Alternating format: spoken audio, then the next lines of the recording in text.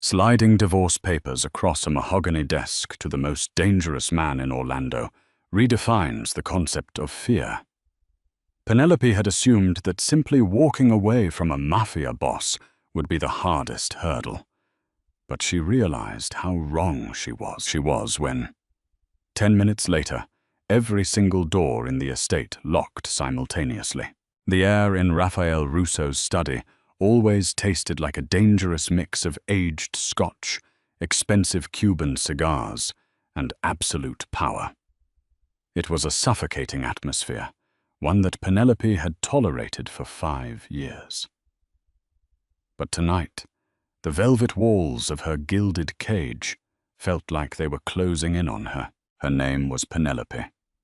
Most people called her Penny. In the glittering, cutthroat world of the Orlando Syndicate, she was the anomaly. The other mob wives were sharp-edged, size 0 ex-models who subsisted on champagne, Pilates, and the adrenaline of their husbands' crimes. Penny was none of those things. She was a size 18, a woman with wide hips, thick thighs, and a soft belly that Raphael had claimed time and time again was his absolute sanctuary. She wore her curves proudly, but in this world of superficial vanity and ruthless violence, her soft edges made her a target. They whispered behind her back at charity galas.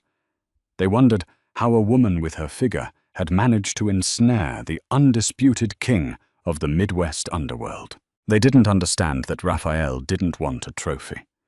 He wanted an anchor. And for 5 years, Penny had let his heavy, blood-soaked chain drag her down to the bottom of the ocean. But she was finally done drowning. Penny stood in the center of the Persian rug, clutching a thick manila envelope against her chest. Her heart hammered wildly against her ribs, echoing in her ears like a frantic drumbeat. Raphael sat behind his massive mahogany desk, reviewing shipping manifests that were undoubtedly fronts for his illegal imports. He looked up, his dark eyes locking onto hers. Even now, the sheer intensity of his gaze sent an involuntary shiver down her spine. "Penny," he murmured, his voice a low, gravelly baritone that had once whispered sweet, filthy promises in her ear. "You're up late. I told you I'd be in bed in an hour." "I won't be there, Raphael," she said. Her voice trembled slightly, but she forced her shoulders back. She took a deep breath, the silk of her nightgown pulling tight across her full chest, and stepped forward. She dropped the envelope onto the polished wood of his desk. It landed with a heavy, definitive thud. He didn't immediately reach for it. He leaned back in his leather chair, steepling his fingers. The emerald cufflinks on his wrists gleamed in the dim light. "What is this, Mia Lutz?" "It's over, Raphael," she said, the words tumbling out before her courage could fail her. "They are divorce papers. I've already signed them. I'm leaving." The silence that followed was absolute. It was the kind of heavy, suffocating quiet that precedes a devastating storm. Raphael stared at the manila envelope for a long, agonizing moment, then slowly reached out and slid a manicured finger under the flap. He pulled out the documents. Penny watched his eyes scan the crisp white pages, waiting for the explosion. She waited for the yelling, the shattered glass, the terrifying display of wrath that he usually reserved for his enemies. But it never came. Instead, Raphael calmly aligned the edges of the papers and set them back down on his desk. He didn't blink. He didn't shout. "Divorce," he repeated, rolling the word around in his mouth as if tasting a foreign delicacy. "You think you can just hand me a piece of paper and walk out the front door? After everything?" "I can't do this anymore," Penny pleaded, her voice cracking. "I can't pretend I don't know where the money comes from. I can't scrub the metaphorical blood off your shirts anymore." I look in the mirror, and I don't recognize the woman staring back at me. I'm suffocating, Raphael. He stood up slowly. He was a mountain of a man, dressed in a tailored charcoal suit that fit him perfectly. He walked around the desk, his footsteps silent on the thick rug. She instinctively took a step back, her heart pounding into her throat. "You are my wife," Raphael said softly, stopping mere inches from her. He reached out, his large, warm hand cupping her cheek. His thumb brushed over her cheekbone, tracing the soft fullness of her jaw. "You are my queen. I have given you the world. I have worshipped every inch of you, Penelope. When those plastic, hollow women whispered about you, I destroyed their husbands' livelihoods. I built this empire so you would never want for anything. I want my soul back," she cried out, swatting his hand away. The sudden movement made her breathing ragged. "You didn't build this for me. You built it for power. And I am just another possession you refuse to let go of." "But I'm not a shipping container, Raphael. You can't just hoard me. My bags are packed. The car is waiting outside." Raphael's expression remained terrifyingly placid, but a dangerous spark ignited in his dark eyes. He tilted his head, a slow, humorless smile touching the corner of his mouth. "A car is waiting," he repeated softly. "Is that so?" He turned his back on her and walked to the wall beside his desk, flipping open a small brass panel that she had always assumed was a temperature control. Beneath the panel was a digital keypad. "Raphael, what are you doing?" Penny demanded. He typed in a rapid sequence of numbers and hit a red button. "You aren't going anywhere, Penny," he said, turning to face her just as a low mechanical hum began to vibrate through the floorboards. She spun around and bolted for the heavy oak doors of the study. She grabbed the brass handles, throwing her entire weight backward to pull them open. They didn't budge. She pulled harder, her boots slipping on the polished hardwood border of the room, panting with exertion. The mechanism had seized. A heavy metallic clack echoed through the hallway outside. "Open the door, Raphael," she yelled, turning back to him. "I can't do that, sweetheart," he said, walking back to his desk and pouring himself a glass of bourbon. "Because 10 minutes ago, when you thought you were executing a flawless escape, my security team intercepted a transmission from this very house, and now every single exit is locked." Panic, cold and sharp, flooded Penny's veins. The mechanical hum grew louder, followed by the sickening, heavy thud of titanium shutters dropping over the floor-to-ceiling windows of the study. The moonlight that had been spilling across the Persian rug was instantly choked out, replaced by the sterile, artificial glare of the recessed lighting. She abandoned the heavy oak doors and rushed to the window, pressing her hands against the cold steel that now blocked the glass. She slammed her fists against it, the impact vibrating painfully up her forearms. "Are you insane?" she screamed, spinning to face him. Her chest heaved with heavy, ragged breaths. "You can't keep me prisoner here. I'll call the police. I'll scream until someone hears me." Raphael took a slow sip of his bourbon. He looked entirely too calm, and that terrified her more than if he had drawn a weapon. "You can try," Raphael said, leaning against the edge of his desk. "But the walls of this estate are reinforced with 10 inches of soundproofed concrete. And as for the police, well, they are precisely the reason we are having this little lockdown." Penny froze. The blood drained from her face, pooling somewhere in her stomach. "What are you talking about?" Raphael set his glass down. The ice clinked against the crystal, sounding like a gunshot in the tense silence of the room. He picked up a sleek black tablet from his desk, tapped the screen a few times, and tossed it onto the sofa near her. "Pick it up," he ordered. The warmth was entirely gone from his voice now. This wasn't the man who kissed her stretch marks and called her a goddess. This was Raphael Russo, the ruthless boss who made men disappear in the dead of winter. Trembling, she walked over to the sofa. Her legs felt like lead. She picked up the tablet. On the screen was an audio waveform, paused mid-recording. She pressed play.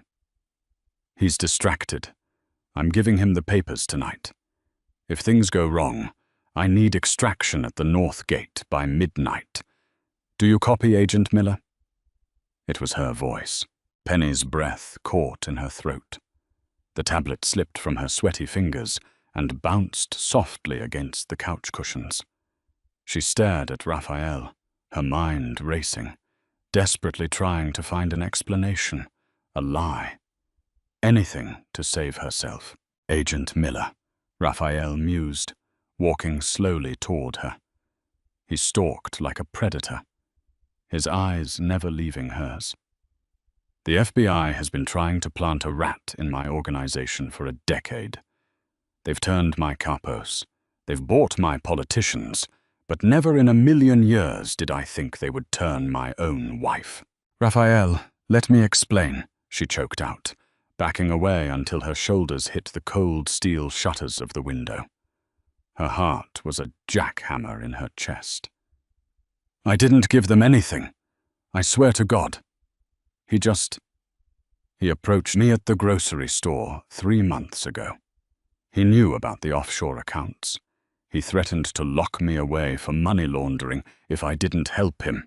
And instead of coming to your husband, the man who would have had Miller's throat slit and his body fed to the pigs before dinner, you decided to wear a wire." Raphael's voice rose, the terrifying calmness finally cracking. "I don't have a wire," she cried, grabbing the hem of her silk nightgown and pulling it up to expose her soft, bare stomach and her lace underwear, desperate to prove her innocence. Look at me. I haven't given him anything. I just wanted a way out. I wanted to leave you, Raphael, and Miller promised he could make me disappear if I just kept him updated on your movements." Raphael stepped into her personal space. The scent of his cologne was overpowering. He looked down at her trembling body, his eyes lingering on the soft curves he knew so well, before snapping his gaze back to her face. "You wanted to disappear," he whispered, a dangerous edge in his tone. "So you packed a bag, signed divorce papers, and called the feds." He reached out and grabbed her chin, his grip firm but not bruising. He forced her to look into his eyes. "Did you really think I didn't know?" The question hit Penny like a physical blow. "What?" "Did you honestly believe you were being stealthy, Penny?" Raphael chuckled, a dark, humorless sound. "I've known about Agent Miller for 2 months. I've read every encrypted email. I've listened to every burner phone call.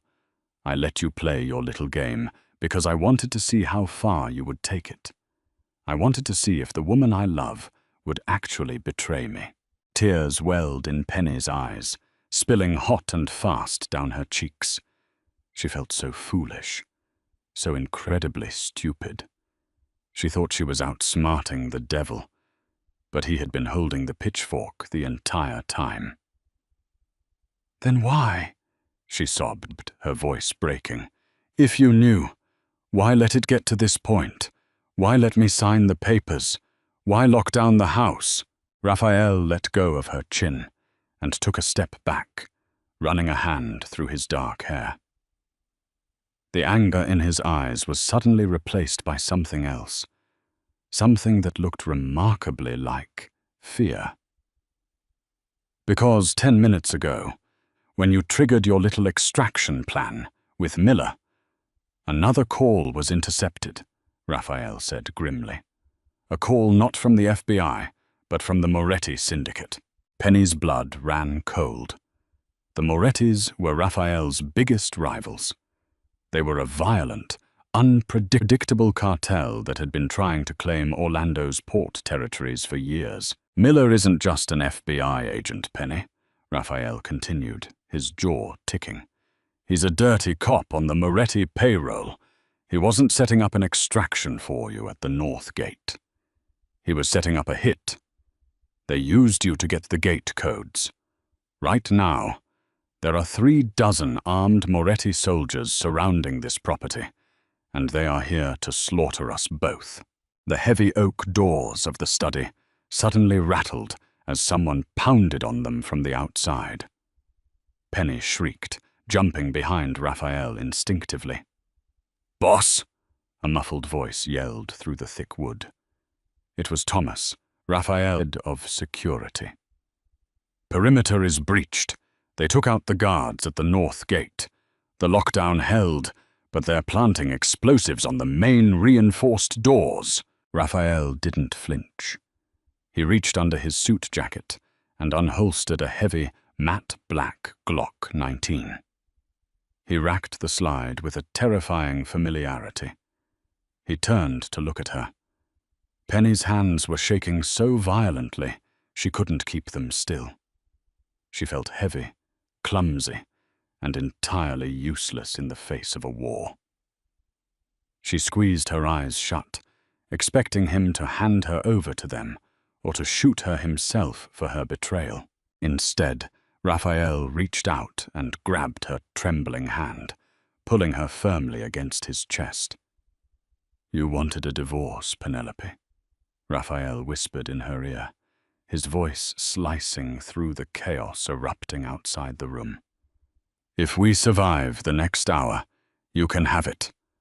But right now, you belong to me, and nobody touches what is mine." A deafening explosion rocked the foundation of the house, sending a shockwave that vibrated up through the soles of Penny's feet. The heavy oak doors of the study splintered inward, a shower of jagged wood and brass hardware exploding into the room. Raphael didn't hesitate. He grabbed her wrist, his grip like a vice, and yanked her behind the massive mahogany desk just as a hail of bullets shredded the leather sofa where she had been sitting seconds before. The deafening rat-tat-tat of automatic weapons fire filled the air, tearing through the priceless artwork and shattering the crystal decanters on the wet bar. "Stay low," Raphael roared over the din, pulling her down with him. Penny hit the floor hard, her breath leaving her lungs in a sharp rush. Her heart hammered against her ribs like a trapped bird. She was built for comfort, not combat. Her thick thighs burned, and her soft belly pressed against the cold hardwood as she scrambled to make herself as small as possible behind the desk. She was hyper-aware of her body, of how much space she took up, of how vulnerable she was in her thin silk nightgown. Raphael crouched over her, shielding her body with his own. He smelled of cordite and expensive cologne. He reached under the desk and pressed a hidden button. "We need to move, Penny," he shouted, his mouth close to her ear. "The secondary blast doors are closing, but they won't hold against C4. We are going to the panic room. When I say go, you run for the bookcase. Do not look back. Do you understand?" She nodded frantically, tears streaming down her face. "I can't run fast, Raphael."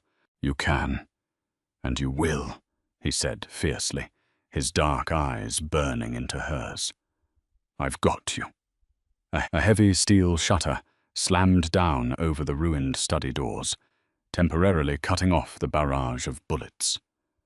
The silence that followed was thick and ringing. "Go!" Raphael yelled. Penny scrambled to her feet, her bare soles slipping briefly on the polished floor before finding purchase. She sprinted toward the towering, floor-to-ceiling bookshelf on the far wall. Behind her, she heard Raphael lay down, covering fire with his Glock, suppressing anyone trying to breach the steel shutter. Her lungs burned, and her legs felt like lead, but the sheer terror of the moment propelled her forward. As she reached the bookcase, the center shelves smoothly slid open, revealing a heavy steel vault door equipped with a state-of-the-art biometric scanner. Raphael was suddenly beside her, pressing his thumb to the glass reader and leaning in for a retinal scan. The heavy door hissed open.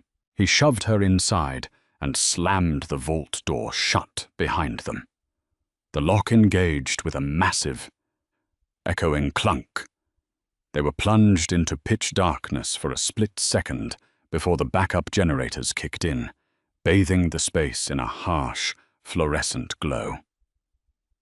The panic room was a subterranean bunker beneath their Oak Brook estate, lined with reinforced concrete, rows of monitors, and a terrifying arsenal of weaponry.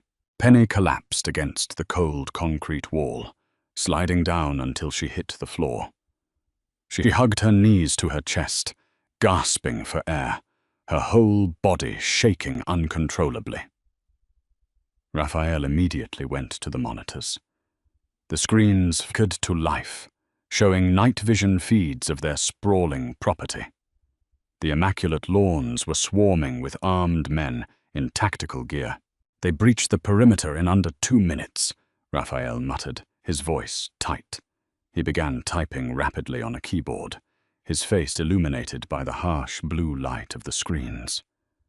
Thomas was right. They took out the North Gate guards. Who are they?" Penny panted, trying to catch her breath. "Moretti's hit squad," Raphael replied, racking a heavy Heckler & Koch MP5 submachine gun he pulled from the wall rack.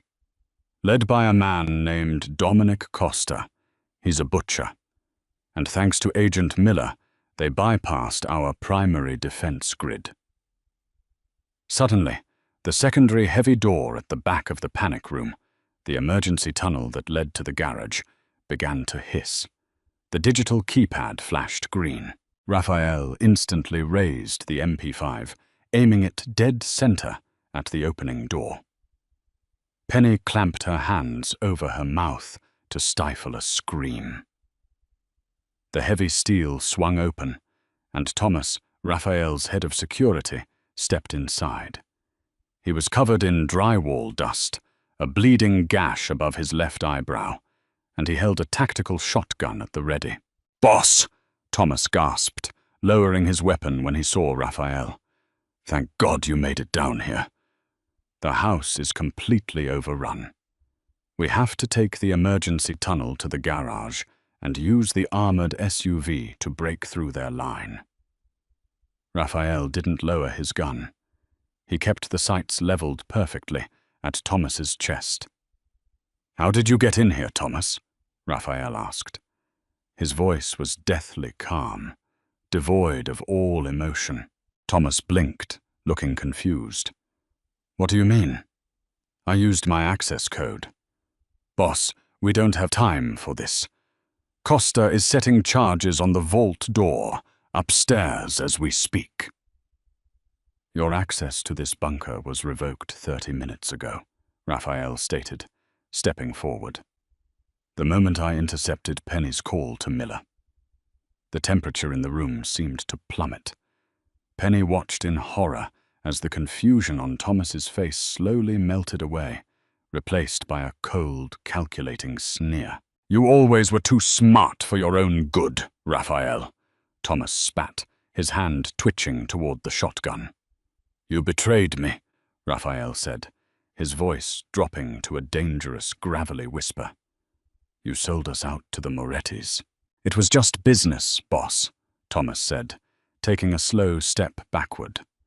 "Moretti offered me double what you pay and full control of the south side shipping lanes. And all I had to do was feed Miller some intel and leave the back door open tonight. You're losing your edge, Raphael. You went soft. You built an empire and then you put a fat, soft civilian in the middle of it. She's your weak link." Thomas raised the shotgun, pointing it directly at Penny. "Nothing," Raphael roared. The confined space of the bunker erupted in deafening gunfire. Penny screamed, squeezing her eyes shut and curling into a tight ball. The sound was agonizing, echoing off the concrete walls.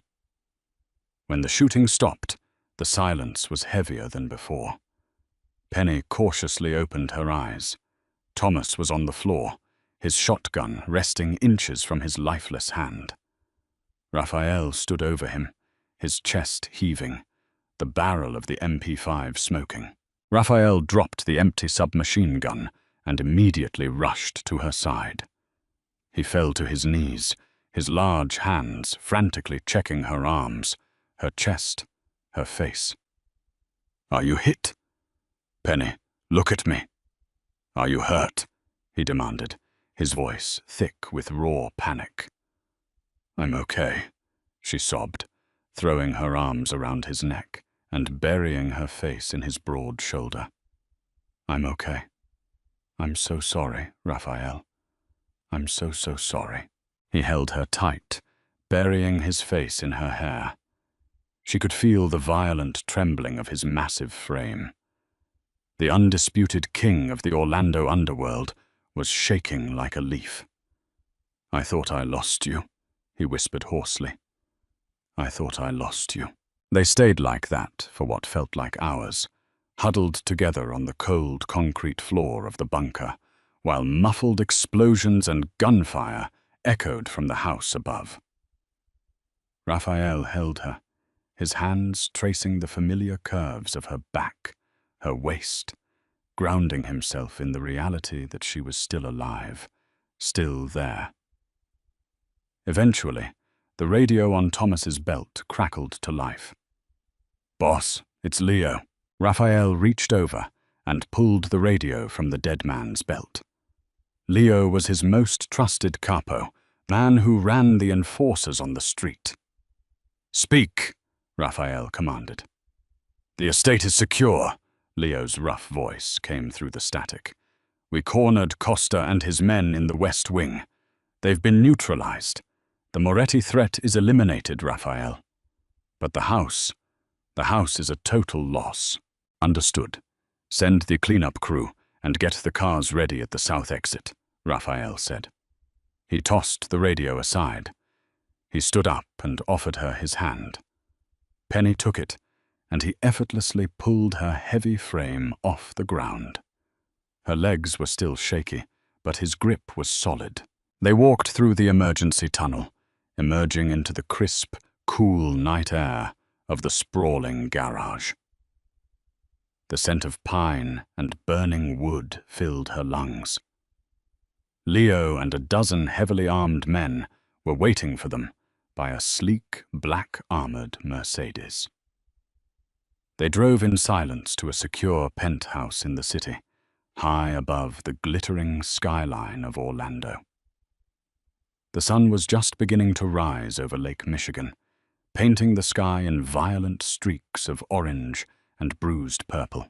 Raphael led her into the massive, pristine living room.